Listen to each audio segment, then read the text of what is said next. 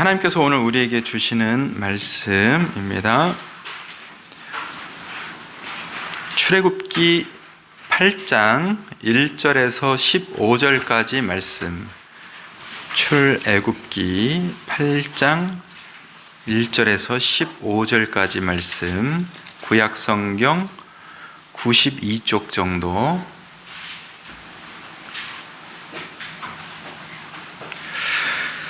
여호와께서 모세에게 이르시되 너는 바로에게 가서 그에게 이르기를 여호와의 말씀에 내 백성을 보내라. 그들이 나를 섬길 것이니라.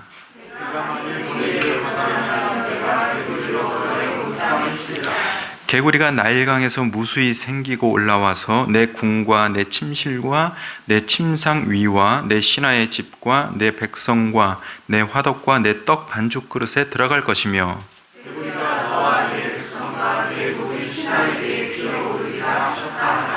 여호와께서 모세에게 이르시되 아론에게 명령하기를 내 지팡이를 잡고 내 팔을 강들과 운하들과 못 위에 펴서 개구리들이 애굽 땅에 올라오게 하라 할지니라.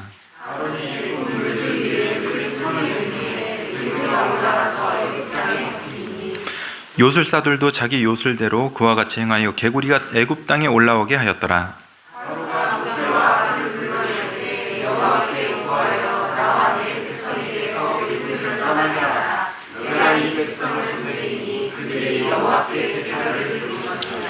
모세가 바로에게 이르되 내가 왕과 왕의 신하와 왕의 백성을 위하여 이 개구리를 왕과 왕궁에서 끊어 나일강에만 있도록 언제 간구하는 것이 좋을지는 내게 분부하소서.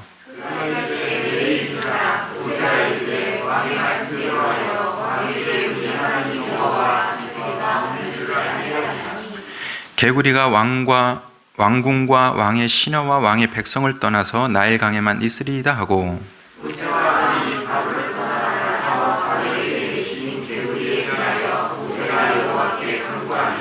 여호와께서 모세의 말대로 하시니 개구리가 집과 마당과 밭에서부터 나와서 죽은지라.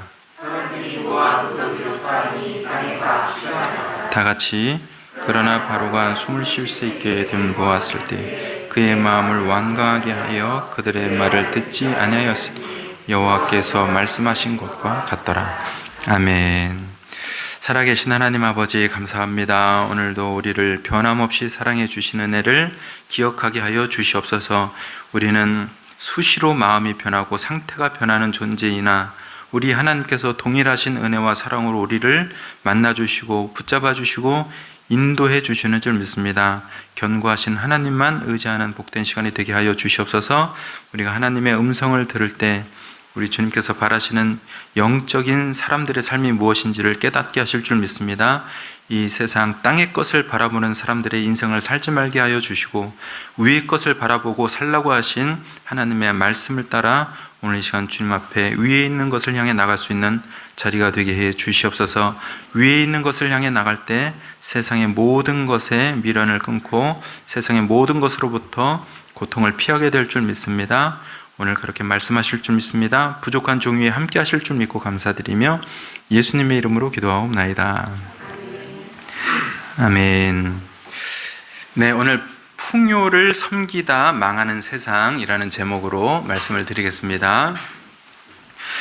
사람들은 평생 살다 보면은 풍요롭게 살아야 한다는 이 강박관념이 많습니다. 그래서 그 강박관념에 쫓겨 살다가 정작 자신이 구하고자 하는 인생의 행복, 우리가 바라는 보람된 인생 이런 것을 놓치는 경우가 많습니다. 풍요를 바라는 것은 좋은 인생을 위해서 바라는 건데 풍요를 바라는 강박 때문에 오히려 좋은 인생을 그르친다는 말씀입니다. 사람은 그 누구도 풍성한 것을 마다하는 사람은 없습니다. 저도 풍성한 것을 좋아합니다. 1,000원보다는 2,000원이 좋습니다. 그렇죠? 예, 한 평보다는 두 평이 좋아요. 건강한 게 더 좋습니다. 저도 풍성한 것을 좋아하는데 그런데 오히려 항상 풍성한 상태를 갈망하며 사는 것이 사실 솔직한 인간의 모습이라고 할 수 있습니다. 그런데 풍성한 삶을 갈망하는 것과 그 풍성한 삶을 갈망하는 것에 매여 사는 것은 전혀 다른 것입니다. 풍성함을 갈망하는 것, 풍성함을 갈망하는 것에 매이는 것, 완전히 다릅니다.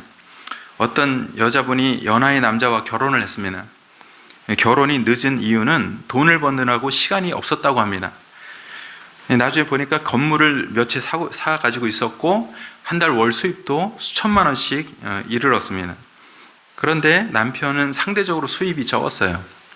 언젠가 보니까 남편이 한 30만 원짜리 꼭 필요한 물건이 있다고 해서 산다고 했습니다. 그랬더니 이 부인이 미래를 어떻게 살려고 그렇게 돈을 펑펑 쓰느냐고 남편을 그 물건 사는 걸 허락을 안 하는 거예요. 결국은 부부싸움하고 남편이 집을 나갔습니다. 근데 그 부인은 나중에 들어왔겠지만 집을 나가 남편이 안 돌아오는 것에 대한 걱정보다는, 그것이 속상한 것보다는 일단은 돈을 120만, 130만 원 안 쓰게 됐다는 것에 대해서 안도감을 갖는 모습처럼 보였습니다. 돈이 없는 집이라면 이 상황이 이해가 되죠? 그죠? 돈이 쫓기는 집안이면 이해가 돼요. 그런데 월 수입이 수천만 원이 넘는데 남편 20만 원, 30만 원짜리 그것 때문에 미래까지 걱정을 하고 미래를 어떻게 살 거냐고 하고 이렇게 하면서 부부싸움을 하고 집을 나가게 하는 것은 제가 볼 때는 이상해 보였습니다. 부부를 위해서 돈을 적절하게 사용하면 행복할 것인데 돈을 위해서 사는 모습처럼 보이다 보니 부부 생활도 행복해지지 않은 상황입니다. 여러분, 풍성한 삶을 갈망하는 것은 정말 좋은 겁니다. 그게 이제 여러분들 인생의 소망이 됩니다. 내가 언젠가는 풍성해지겠지. 이러면 자꾸 기운도 나고 힘도 납니다. 그러나 풍성한 삶을 갈망하는 것에 매이면 그것은 좋은 인생을 살 수 없게 한다는 사실 또한 기억하시길 바랍니다. 풍성한 삶에 대한 갈망에 매일 수 있는 사람들에게 오늘 주시는 말씀이 있습니다.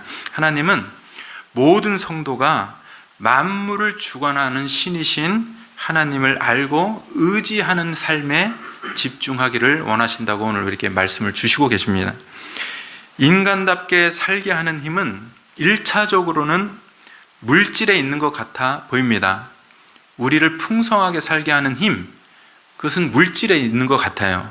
근데 사실 어느 정도 그렇습니다. 그러나 인간을 진정으로 풍성하게 하고 풍요롭게 살게 하는 힘은 물질을 포함한 모든 것을 주관하시는 하나님을 알고 인정하고 인도받는 삶에 있다는 사실을 우리 성도들은 기억을 하셔야 될 줄 믿습니다. 우리 이 8절을 다시 한번 읽어보도록 하겠습니다. 8절 시작.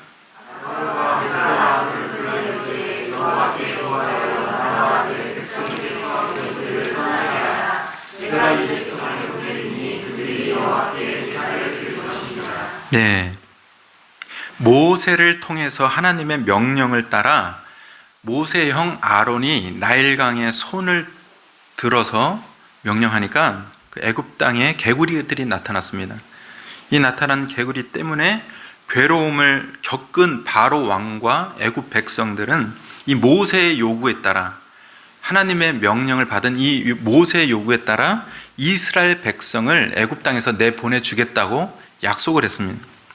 하나님께서 모세의 인생길에 찾아오신 분명한 이유는 애굽 땅에서 종살이하는 이스라엘 백성들의 처절한 인생, 피곤한 인생, 괴로운 인생, 그 고난에서 건져주시기 위함입니다.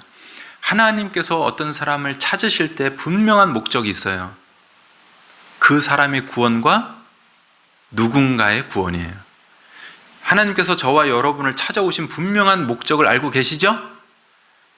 나의 구원과 내 주변의 누군가의 구원 때문이에요. 모세가 이렇게 이스라엘 백성을 구원하기 위해서 찾아오신 하나님을 만났는데 하나님께서 그 백성들을 건져내 주시길 원하신다.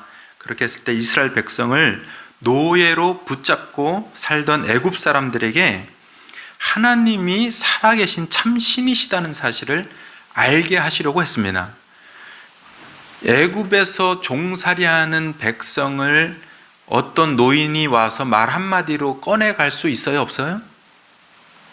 지금 저 북한 땅에 김정은 정권의 압제하에서 2,300만 동포가 억압을 당하고 살고 있는데 제가 가서 나와라 그러면 나오게 할 수 있어요, 없어요? 안 되잖아요. 그러니 그렇게 나가는 것을 보면 그렇게 하시는 하나님이 진짜 신이시다라는 것을 애굽에 알게 하시겠다는 거예요.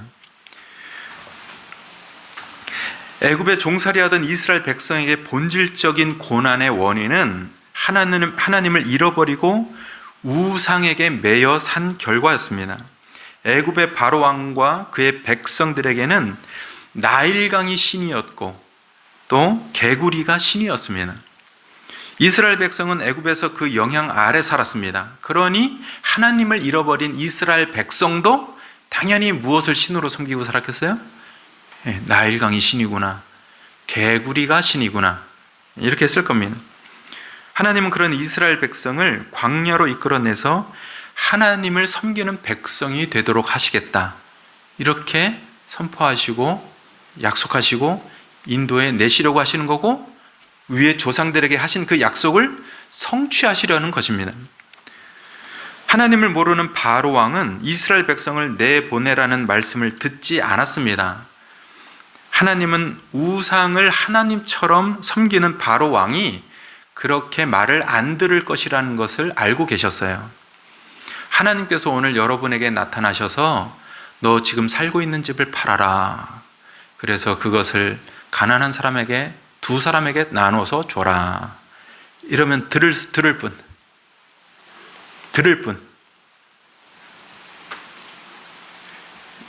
듣겠죠. 우리는 왜 그러세요? 대답을 왜 안 하세요? 아니, 우리는 듣겠죠. 하나님이 나타나셔서 말씀하시는데. 예? 그런데 믿음이 없는 사람들은 이거를 할 수가 없는 건데, 이건 하나님이 알고 계셨고 우리도 알 수 있는 거예요. 여러분 주변 친구들한테 뭔가 이런 말도 안 되는 주장을 한번 해보세요. 말 들을 걸 여러분이 알아요, 몰라요? 여러분도 안다고요. 안 듣겠구나. 근데 바로 왕이 그런 걸 와, 하나님 대단하시네, 그게 아니라 알고 있었어요, 주변 믿음 있는 사람들은. 그래서 바로 왕과 애굽 백성에게 재앙을 내리셔서 하나님이 누구이신지를 알게 하신 거예요. 말로 해서 못 알아듣는 사람들은 뭐를 맞는 거예요? 그래서 매를 맞는 거예요. 그게 재앙입니다. 애굽 백성과 바로 왕이 하나님의 말씀을 못 알아들으니까 하나님께서 보이는 걸로 하신 거예요. 그게 재앙입니다. 하나님은 모세를 통해서 먼저 나일강을 피로 변하게 하셨습니다. 애굽 백성과 바로 왕은 생명의 근원이 나일강이라고 믿고 살았어요. 야, 이 풍성한 물, 이 물 때문에 우리가 사는구나, 여기서 생명이 나오는구나, 그렇게 믿고 살았습니다. 그러나 하나님은 그 강을 피로 변하게 해서 애굽 백성에게 마실 물이 없어서 고통을 당하게 했어요. 빨래할 물도 없어서 고통을 당하게 했습니다. 미치겠죠? 물 먹고 싶은데 물을 못 먹어요. 생명의 근원이 나일강이 아니라는 사실을 재앙을 통해서 깨닫게 만들어 주신 거예요. 이 재앙을 겪은 후에도 바로 왕은 이스라엘 백성을 내보내지 않았습니다. 말을 듣는다, 안 듣는다? 안 들어요. 못 들어요. 그러자 하나님은 아론이 지팡이를 펼 때 나일강과 모든 물이 있는 곳에서 개구리가 나오게 하셨습니다. 이 개구리들이 애굽 땅 전역과 또 바로 왕궁과 신하들의 집과 또 떡 반죽 그릇, 자기 밥 먹는 그릇, 거기까지 올라올 정도로 많아지게 하셨어요. 얼마나 많이 올라왔다는 거예요. 여러분 지금 밥을 먹으려고 그러는데 밥그릇에 개구리가 올라와요. 살겠어요? 못 살겠어요? 못 살죠.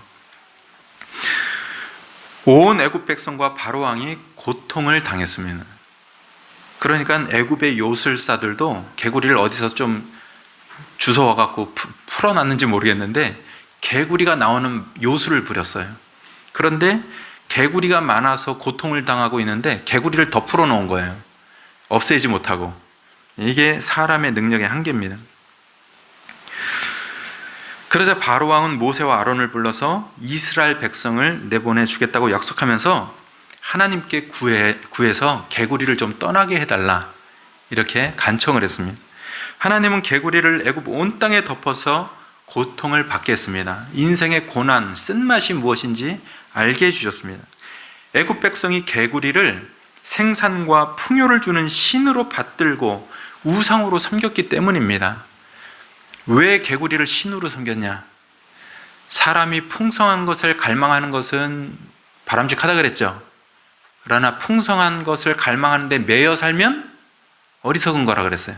그런데 애굽 백성과 바로 왕은 풍성한 것을 갈망하는 삶에 매여 살았던 민족이고 사람들입니다. 그래서 개구리가 신까지 되는 거예요. 왜 개구리가 신이 되냐면 나일강과 늪지대에 개구리들이 사는데 이스라엘은 6월달부터 10월달까지 홍수가 한번 나요. 그 애굽 지역에는. 그럼 홍수가 쫙 나고 나면 흙이 떠내려와서 아래 비옥한 지역이 되죠. 흙이 쌓이면.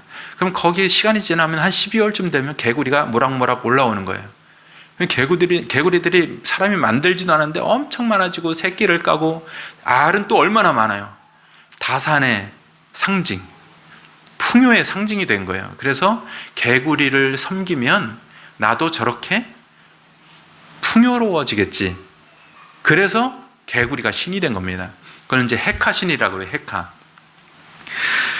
나일강이 홍수로 범람하고 난 다음에는 이런 현상들을 계속 볼 수 있었기 때문에 그렇게 신이 되었습니다.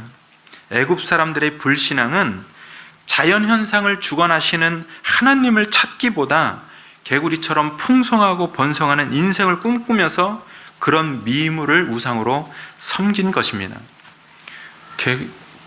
개구리가 전 어떻게 우린 사람은 한둘 낳는 것도 힘든데 어떻게 저렇게 수천 마리씩 새끼를 낳을까? 그런 걸 보면 저렇게 하시는 분은 누굴까? 이렇게 하고 하나님을 찾아야 되는데 그걸 안 찾고 그거를 신으로 섬기는 그 어리석음이 세상 사람들의 수준이라는 겁니다.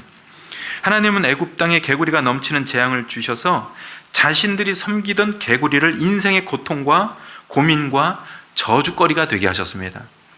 자기가 신으로 믿던 개구리가 자기 인생을 괴롭히는 주체가 됐다는 사실, 그걸 깨닫게 만든 겁니다.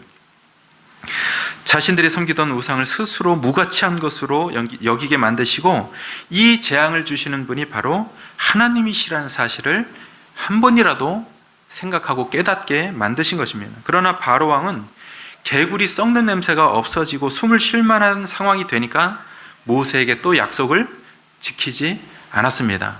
여러분들 주변에서도 많이 보잖아요. 그죠? 나 하나님 잘 믿을게 하면서 병 나오면 안 믿잖아요. 나 교회 열심히 다닐게 하다가 부도가 해결되면 안 나오잖아요. 멀리서 찾을 필요가 없습니다. 우리가 하나님 앞에 무엇을 작은 것이라도 약속하고 안 지키면서 살아요. 바로가 그런 사람들의 대표입니다.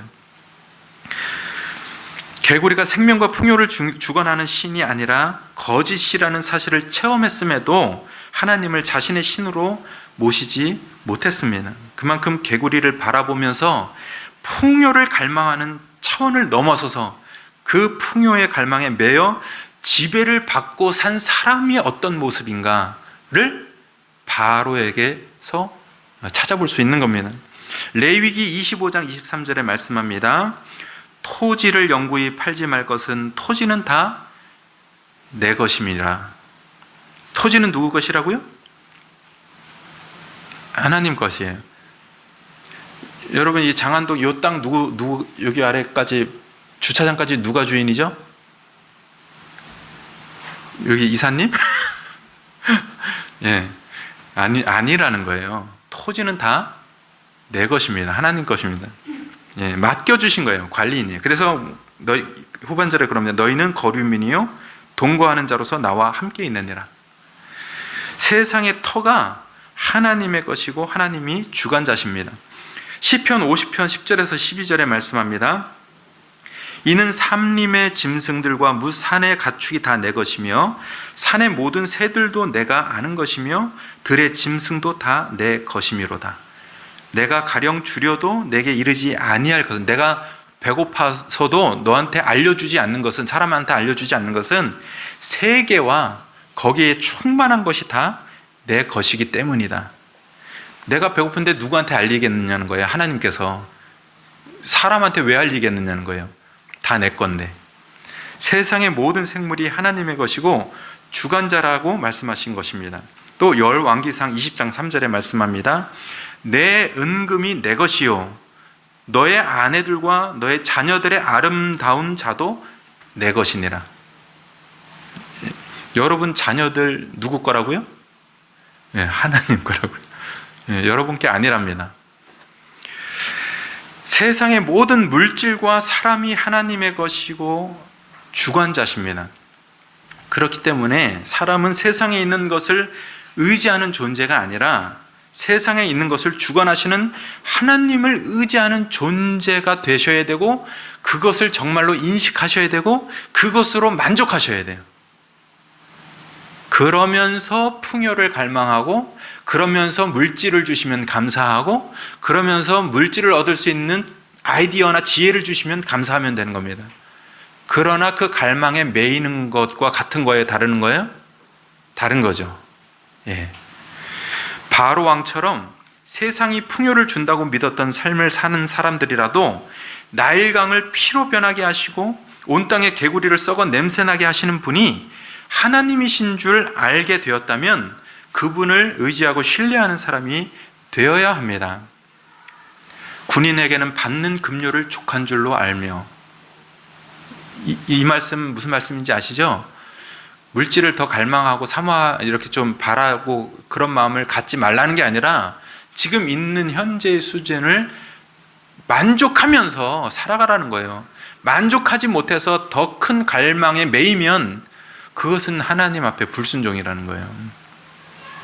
풍요를 바라는 삶과 풍요를 바라는 삶을 섬기게 되는 것은 이렇게 다른 겁니다. 사람은 누구나 예외 없이 풍요를 갈망합니다.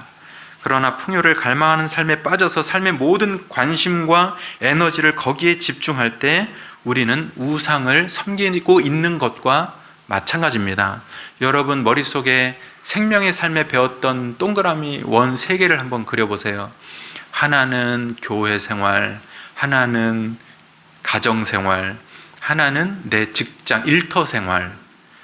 이 동그라미가 삼각형으로 균형을 맞아 있습니까?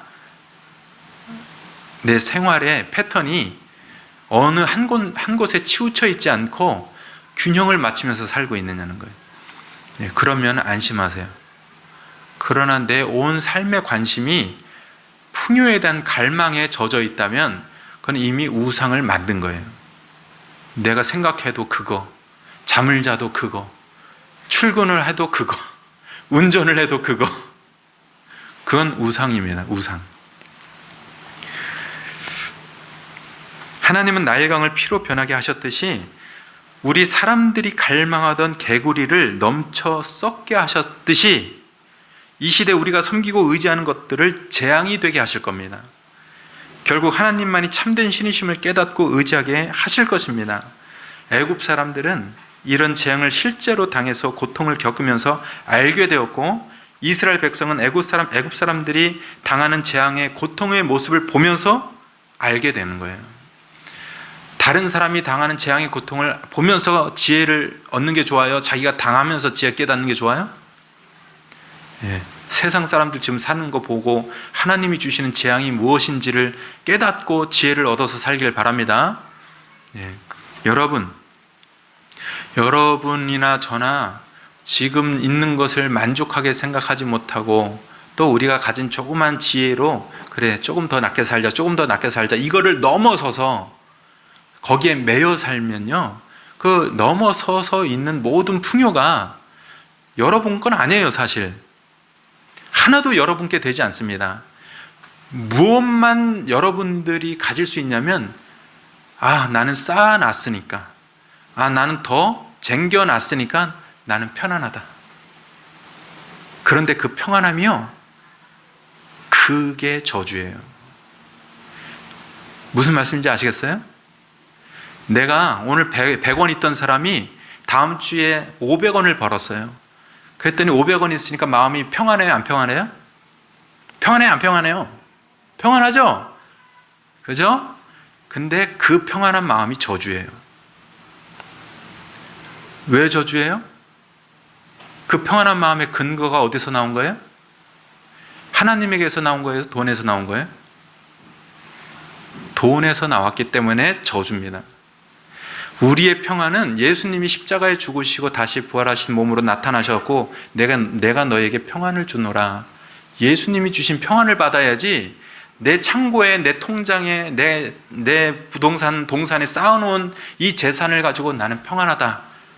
그런 사람한테 누가복음 18장에서 뭐라 그랬어요? 어리석은 자여, 내가 오늘 밤 너 영혼을 찾으면 그것이 누구의 것이 되겠느냐? 여러분의 자녀의 것이 될까요? 그것도 장담 못합니다. 못하는 거예요. 그러니 주어진 인생 시간 동안 우리가 무엇을 하면서 살아야 되는지를 우선순위를 딱 잡고 살아야 돼요. 우선순위가 없으면 우리는 다 어디로 간다? 세상의 풍요로 가는 거예요. 하나님이 내가 이렇게 하는 거, 내가 이렇게 풍요롭게 산 걸 하나님이 좋아하실 거야. 그게 그렇게 생각하게 하는 게 우상이에요. 하나님은 그 생각을 안 가져도 우리 자녀들을 어떻게 하신다 그랬어요? 너희 먹을 것과 입을 것을 공급해 주신다 그랬잖아요. 거기서 나오는 평안이 아니라 물질을 얻어서 얻는 평안, 그것을 기대하면서 누리는 평안, 이거는 저주라는 것을 기억하시길 바랍니다. 결국엔 나중에 가면은 우리 하나님이 우리 죽음 앞에 이르러갖고 나 앞에 딱 나타났는데 누구세요? 못 알아봐요. 우리를 구원하신 분을 못 알아본다고요. 왜? 나는 그분한테 평안을 받지 않았거든. 이 세상의 것들로 평안을 받았거든요. 그래서 저주입니다. 예수님은 마태복음 6장 24절에서 이렇게 말씀합니다. 한 사람이 두 주인을 섬기지 못할 것이니 혹 이를 미워하고 저를 사랑하거나 혹 이를 중히 여기고 저를 경히 여김이라. 너희가 하나님과 재물을 겸하여 섬기지 못하느니라. 이렇게 말씀했습니다. 이것은 산상수훈에서 주셨던 말씀인데 우상 중에 우상이 만몬이라고 경계하신 말씀이 바로 이 예수님의 말씀이에요. 예수님이 우리 제자들에게 야, 너희들 우상 중에 우상이 뭔지 아냐? 돈이다. 이렇게 말씀하신 거예요. 만몬이다. 돈에 대한 갈망이 그 사람의 인생을 하나님과 경쟁하도록 만든다는 거예요. 항상 하나님 옆에 동등한 위치에 누가 있냐면 돈이 있어요. 오히려 하나님보다 돈이 더 높죠. 위치가. 그래서 경쟁하는 신이 된다고 한 겁니다. 예수님을 찾아왔던 부자 관리가 있었는데 바로 오늘 이 현대를 사는 교인들을 대표합니다. 예수님은 하나님을 섬긴다고 하는 그 부자 관리의 문제가 바로 돈을 섬기는 데 있다고 딱 파악하시고 그 부자 관리한테 뭐라고 했냐면 너의 소유를 팔아 가난한 사람들한테 줘라. 그럼 너가 구하는 어떻게 해야 영생을 얻을 수 있습니까? 그 문제에 대해서 답을 얻을 수 있다. 이렇게 말씀을 하셨습니다. 그랬더니 부자 관리는 자기 인생의 삶의 첫 자리가 뭐였어요? 돈이었어요. 그래서 자기 삶의 최대 관심의 자리에 돈을 밀어내고 그 하나님의 말씀을 갖다 앉히지 못하고 근심하고 돌아갔답니다. 풍요를 갈망하는 것을 넘어서 풍요를 섬기는 세상 사람들의 생각과 생활의 영향 아래 묶여 사는 사람들이 많습니다. 하나님은 그런 세상 속에 갇힌 사람들을 오늘도 끌어내어서 하나님을 섬기는 사람들이 되도록 만드시는 거예요.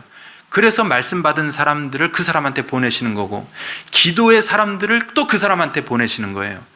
교인들한테도 보내시고 불신자들한테도 보내시는 겁니다. 왜요? 우리는 여전히 우리에게 영향을 주고 있는 세상의 풍요를 따라 살게 만드는 그 세상에서 건진 받아야 할 이유들이 있는 거예요. 광야로 가라. 광야를 왜 간다 그랬어요? 아무것도 없으니까. 하나님만 의지할 수밖에 없는 곳이니까 그쪽으로 끌어내서 하나님을 섬기게 만든다는 거예요. 여러분도 정말로 하나님을 섬기려면 풍요를 갈망하지만 거기 매이면 안 됩니다. 여러분이 정말로 하나님을 섬기려면 돈을 벌고 있지만 거기에 매이면 안 돼요. 거기 매이면 섬기지 못합니다. 그렇죠. 하루에 성경 한 장을 읽기 힘든데 내 통장에 돈이 얼마인가, 내 펀드는 올랐는가, 내 주식은 올랐는가는 늘 관심 가질 수 있어요. 그렇죠. 예, 근데 그거를 통제할 수 있는 범위 내에 있으면은 매인 게 아니죠. 그래서 제가 우리 성도들에게 하나님 나라를 살면서 이것저것 하라고 해서 주보 뒤에 이렇게 그림까지 그려주면서 이 삶을 살고 있다면 하나님 나라를 좀 잘 살고 있는 것이니 그 안에서 창의력을 발휘해라, 그 뜻입니다. 이것도 못 살면서, 이것도 못 사는데 어떻게 하나님을 섬긴다.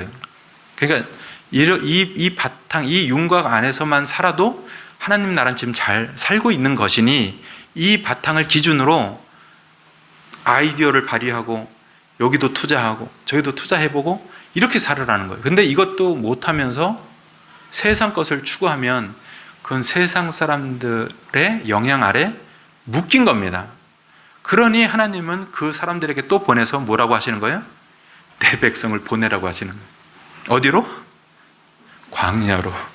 아무것도 없는 데로. 하나님은 그런 세상 속에 갇힌 사람들을 끌어내십니다. 그런데 이 세상은 하나님의 백성을 쉽게 내주지 않는다. 이건 저도 알고 여러분도 안다. 그렇죠? 이거는 뭐 용한 점쟁이라서 아는 게 아니라 세상이 이렇게 세상의 풍요를 갈망하는데 매인 사람을 놔줄까요? 안 놔줄까요? 안 놔준다니까요. 그리고 그 사람은 묶인 줄도 모르고 내가 뭐 풀려나야 되나? 이것도 모르고 살아가는 거예요. 그냥 그 애굽에서 세상이 주는 게 맛있다, 좋다, 뭐 수고하는 게 다 똑같지, 인생이 고난 당하는 게 똑같지, 이러면서 그 애굽 땅의 생활에 만족하는 겁니다. 그렇기 때문에 이 세상은 애굽의 나일강이 피로 변하고 개구리가 썩는 삶의 재앙을 당한 것처럼 언젠가 반드시 이 세상은 심판을 당할 겁니다.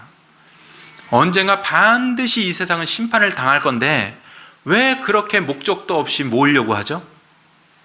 모으려는 목적이 뭐예요? 우리는 이 세상은 반드시 심판을 당하고 내가 가져가지 못할 건데 왜 모으려고 하느냐는 거예요. 왜 더 큰 집을 사려고 하는 거예요? 왜 더 많은 땅을 사려고 하는 거예요? 이유가 뭐예요? 이유. 예, 모아도 이유를 알고 하셔야 돼요. 하나님, 제가 모으면 어떻게 하겠습니다 라는 이유를 알고 하셔야 돼요. 안 그러면은 세상에 묶인 사람 똑같은 영향을 받습니다. 우리가 지혜로운 성도라면 세상 사람들이 풍요를 섬기면서 현재 어떤 삶을 살고 있는지를 보고 깨달을 수 있어야 됩니다. 세상 사람들이 당하는 근본적인 고통의 원인은 풍요를 갈망하는 우상 때문이 아니라 풍요를 갈망하는 우상에게 매여서 하나님을 찾지도 못하고 의지하지도 못하는 것이 고통의 원인이에요. 마라도나 축구 선수님이 몇 달 전에 돌아가셨더라고요. 60대 초반인가? 중반인가? 예. 그분은 돈이 엄청나게 많아요. 셀 수 없이 많아요, 돈이. 근데 그 돈을 다 놔두고 돌아가셨어요. 생각하셔야 돼요. 세상 사람들을 보면서 생각해야 된다고요. 그래, 나는 왜 풍요를 갈망하는 거야? 이유. 풍요를 갈망하는 것 자체는 좋아요. 그러나 뭐가 문제라고요? 풍요를 갈망하는 그 시간과 노력과 정력이 들어가는 시간 동안 하나님 앞에 써야 되는 것은 없는 거라는 거예요. 이해되시죠? 예, 우리 성도들은 그런 것을 알고 살아야 돼요. 세상 사람들은 모르지만. 그렇다면 우리 만물을 주관하시는 하나님을 우리가 어떻게 의지하며 살 것이냐? 그것은 바로 하나님 앞에 모세와 같은 믿음으로 살아가는 길입니다. 풍요의 우상을 섬기던 바로 왕이 오래 살았느냐? 아니면 만물을 주관하시는 하나님을 섬기던 모세가 오래 살았느냐? 누가 오래 살았어요? 모세는 몇 살에 죽었다고 나와요? 120살에 죽었어요. 바로는요? 온 세상에 풍요의 우상을 섬기면서 풍요롭게 살았던 바로는 그만큼 못 살았어요. 역사 기록에 의하면 바로 왕의 이렇게 연대기표가 있는데 보통 40대, 근데 많이 산 사람이 66세 이런 게 이제 또 기록이 있어요. 그러니까 모세보다 오래 살지 못했어요. 세상의 풍요를 그렇게 섬기면서 살았는데도 평생 풍요를 갈망하며 매어 우상을 섬겼던 숭배했던 사람보다 오히려 만물을 주관하시는 하나님께 대한 믿음으로 산 사람이 더 의미 있고 보람된 인생을 살았다는 말씀입니다. 9절에 보니까 모세가 바로에게 이르되 내가 왕과 왕의 신하와 왕의 백성을 위하여 이 개구리를 왕과 왕궁에서 끊어 나일 강에만 있도록 언제 간구하시는 것이 좋을는지 내게 분부하소서. 모세가 바로 왕한테 이렇게 말한 거예요. 언제 개구리를 떠나게 할까요? 바로 왕이 모세에게 애굽의 온 땅과 왕궁과 침실에서 개구리를 떠나게 해달라고 간청했을 때 모세는 바로 왕에게 언제 그렇게 할까요? 너무 당당하게 이렇게 물었습니다. 그것은 모세가 하나님께 말씀드리면 하나님이 그렇게 하실 것이라는 믿음이 있었기 때문이에요. 만물을 주관하시는 하나님을 의지하는 사람은 그에 합당한 믿음으로 살아가셔야 됩니다. 자신이 믿던 풍요의 신 개구리 때문에 고통에 빠진 바로왕에게 모세는 언제 개구리를 떠나게 할까 물었는데 바로왕은 그렇게 고통 속에서 있었으면서도 당장이요 이렇게 말하지 않고 언제라 그랬어요? 내일이요. 아니 개구리 때문에 미치고 팔짝 뛰겠는데 밥그릇에도 개구리가 들어와서 먹고 사는 것도 힘든데 언제 떠나게 할까요? 그랬더니 우리 같으면 언제 해라 그랬어요? 지금 당장 좀 떠나게 해주세요 이랬을 건데 바로왕은 내일이요 이랬습니다. 왜 그랬을까요?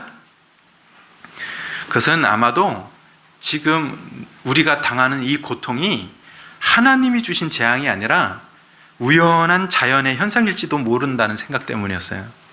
하루 지나보면 이게 없어질지도 모른다. 하나님이 없애주시기 전에 자연스럽게 없어질 수도 있다. 자연현상이 아닐까 기대도 했던 겁니다. 그러나 이 심각한 재앙을 겪는 중에 모세를 통해서 하나님의 말씀을 전달받으면서도 하나님께 대한 믿음이 조금도 생기지 않았습니다. 이사야 26장 10절에는 이런 말씀을 합니다. 악인은 은총을 입을지라도 의를 배우지 않는다. 이해되죠? 딱 바로한테 하는 말이죠. 의인은 지금 하나님의 은총이 무엇이 내려오는 중인데도 그 은총을 통해서 의로움이라는 걸 인생에서 배우지 않는다라는 거예요. 그래서 우리는 재앙이 있고 어려움이 있을 때 혹시 하나님께서 내게 무슨 은총을 주시는 건 아닌가 하고 배우셔야 돼요. 그것이 바로와 같이 살지 않는 것입니다. 모세는 이 바로에 반해서 바로왕이 한 말 그대로 내일 애굽 땅에서 개구리가 떠나게 될 것이라고 대답을 했습니다. 모세가 그렇게 하겠다는 것이 아니라 모세의 기도를 들으신 하나님께서 반드시 그렇게 해 주실 것이라는 확신 때문에 바로에게 그렇게 대답을 한 것입니다. 바로 왕의 요구대로 되는 것을 보면 하나님 같은 분이 없는 줄을 알게 될 것이라는 믿음으로 모세는 하나님을 그렇게 의지하면서 산 사람입니다. 바로가 부자예요? 모세가 부자예요? 바로가 당시 풍성한 사람이었어요? 모세가 풍성한 사람이었어요? 예. 바로는 풍요를 자기가 주관하던 사람이었어요. 그러나 모세는 하나님을 의지한 사람이에요. 풍요를 갈망하는 마음에 매이는 삶을 우리는 조심해야 됩니다. 우리 화순의 성자라고 불리는 이세종이라는 사람이 있습니다. 일제시대 강점기 때 가난했던 어린 시절부터 머슴살이를 했습니다. 이 사람은 머슴살이 하는 동안 나는 진짜 큰 부자가 될 거야. 그 한 가지 목적, 꿈을 안고 열심히 머슴살이를 해서 재산을 모았습니다. 근데 정말 큰 부자가 됐어요. 머슴살이 하면서. 그런데 40살에 예수 그리스도를 영접하면서 재산을 다 모아다가 딱 반을 잘랐어요. 그 반은 교회에 헌납하고 반은 가난한 사람들한테 다 나눠줬습니다. 그리고 일제가 자꾸 괴롭히니까 산으로 들어가서 금식과 기도 생활을 하다가 1942년도인가 돌아가셨습니다. 또 이분은 이제 자발적으로 풍요를 포기한 삶을 선택한 삶의 대표입니다. 그래서 제가 소개하는 거예요. 자신의 돈으로 자기의 의를 드러내려고 한 사람이 아니라 하나님을 의지하는 그 삶을 자기 믿음으로 선택한 사람의 모습입니다. 또 맨발의 천사로 불렸던 최춘선 할아버지가 있어요. 이 할아버지는 김포에 땅이 수십만 평이었어요. 김포에. 지금 다 재개발돼서 아파트 들어선 그 땅, 부모님 때로부터 물려받은 유산입니다. 이분 동경 유학도 했어요. 부잣집 아들로 살았습니다. 그런데 예수님을 영접한 후에 고아원을 세워서 돌봤고 그 김포에 수십만 평 되는 땅을 다 가난한 사람들한테 나눠줬어요. 그리고 자발적으로 가난을 택했고 이분은 맨발로 지하철을 계속 다니면서 예수님의 사랑을 받아들이세요라고 계속 전하면서 다니다가 지하철에 앉아서 돌아가셨어요. 천국 가신 거죠. 예. 여러분, 오늘도 풍요를 갈망하는 마음에 매여서 하루하루 한 시간을 돈을 쌓는 생활로 사는 사람들이 많습니다. 어떤 사람은 예수 그리스도를 만나서 우리 상상할 수 없는 재산을 다 나누고 예수님만을 향한 갈망과 사랑으로 그분께로부터 오는 평안을 받으려고 사는 사람이 있는가 반면에 우리는 오늘도 하나님이 평안을 주시겠다고 하는데도 시간이 없어서 돈을 쫓느라고 시간이 없어서 그렇게 사는 사람들도 많습니다. 그러는 동안 만물의 주관자이신 하나님의 자리는 풍요의 신이 차지하고 그 사람의 운명을 붙잡고 놓아주지 않는 그 매임에 스스로 들어가는 겁니다. 오늘 말씀을 깨닫고 내 인생, 내 삶의 첫 자리에 앉아서 버티는 풍요의 신, 풍요를 갈망하게 하는 그 우상을 밀어내시고 만물의 주관자이시는 하나님을 더 의지하며 살기를 결단하고 기도하는 자리가 됐으면 좋겠습니다. 내 인생을 풍요롭게 하시는 하나님께서 나를 부르셨다면 나를 책임져 주실 것이고 나를 책임지신다면 반드시 형통케 하는 길로 인도해 주신다는 그 믿음을 가지고 하나님을 의지하면서 살아가시기를 축복드립니다. 교회 생활, 신앙생활, 하나님의 이름을 부르는 생활을 하면서도 풍요라는 우상에 매여 살고 있었던 우리 성도들이 있다면 이 시간 주님 앞에 정직한 마음으로 회개하오니 용서하여 주시옵소서. 우리 심령에 물질로부터 오는 평강을 기대하고 있다면 그것이 작은 물질이든 큰 물질이든 그런 마음 자체가 저주라는 사실을 깨닫게 해주셔서 이것들 안에서 우리를 건져내러 오신 예수 그리스도 앞에 다시 한번 정직한 회개가 있게 하여 주시옵소서. 회개의 자리에 오늘 주신 약속대로 만물의 신이신 하나님을 알고 의지하며 살아갈 수 있는 참된 믿음을 주님 앞에 올려드리기를 결단하길 원합니다. 주님, 모세의 믿음을 우리에게 허락하여 주시옵소서. 이 믿음 때문에 하늘로부터 내려오는 평안이 무엇인지, 예수님이 주시는 평안이 무엇인지를 우리가 받아 누리고 모든 재산을 나누어 세상에 주었던 사람들이 누렸던 평안을 우리 성도들도 저도 누리게 하여 주시옵소서. 말씀을 응답하실 줄 믿고 감사드리며 예수님의 이름으로 기도하옵나이다. 아멘.